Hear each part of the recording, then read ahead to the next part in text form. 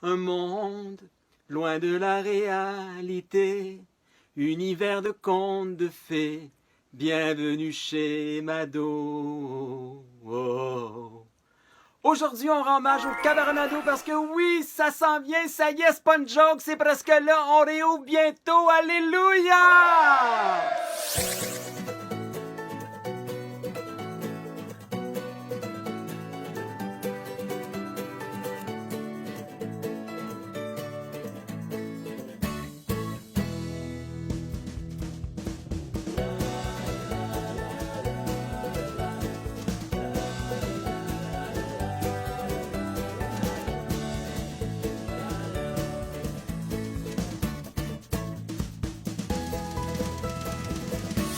Je sais pas si vous savez, mais mon cabaret aurait fêté ses 19 ans le 2 mai dernier. Maudite COVID-19. Ah, mais que de beaux moments et de folie on a vécu dans mon royaume. J'ai vu naître et disparaître des légions de drag queens. Puis à peu près toute la communauté artistique du Québec est passée par ici. Pour ne nommer que Michel Richard, Michel Tremblay, Marie-Mé, Lara Fabian, etc., etc. Et il y a même eu de la vedette internationale qui ont traversé les portes de mon royaume. Oui, Samantha Fox est venue, les Pet Shop Boys, les danseurs de Cher et les patineurs de Dîner on Ice. C'est pas rien!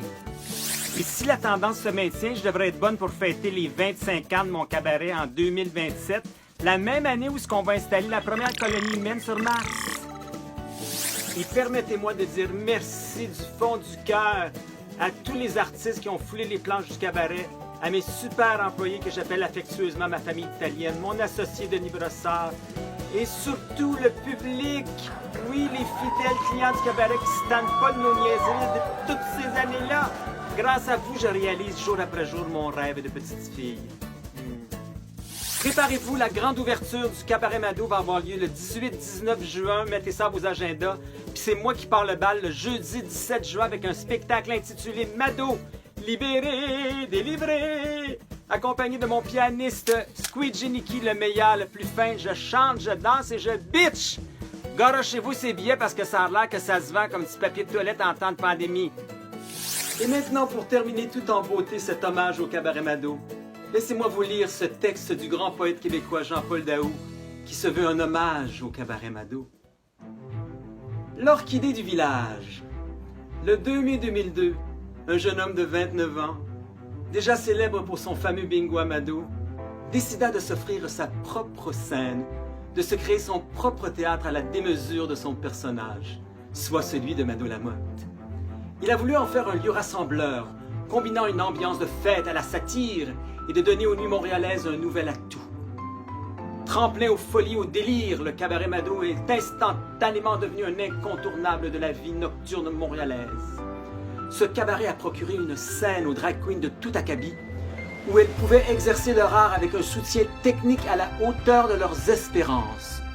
Avec panache, les drag queens performent en brisant les tabous, en exagérant les fantasmes les plus débridés dans des spectacles langoureux, même si les improvisations n'y sont pas bannies, le tout sous la férule impériale de Mado Lamotte, dompteuse en chef de ces fauves lâches et lousses, dans un cabaret qui fulmine devant un public en redemande. Ici l'exit, l'ennui et welcome la folie. Miroir burlesque, le cabaret en met plein la vue. Suscitant sans cesse de nouvelles surprises, ce cabaret infuse de l'oxygène très coloré au village qui en a grand besoin. Il va sans dire que son succès déborde le dit village pour étendre ses tentacules pailletés jusque dans les banlieues. Le Cabaret Mado est l'orchidée du village. Il se permet une ambiance festive en tout temps et permet au cerveau de danser sans censure, les neurones de pétiller très champagne dans la folie de l'heure. Alors je m'incline bien bas devant la reine Mado Lamotte et les drag queens du village. Vous ensoleillez les nuits de Montréal. Signé Jean-Paul Daou, avril 2021.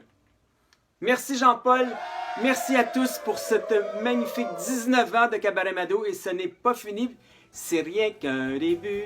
Le vrai party, on l'a pas encore vu. Non, c'est pas fini.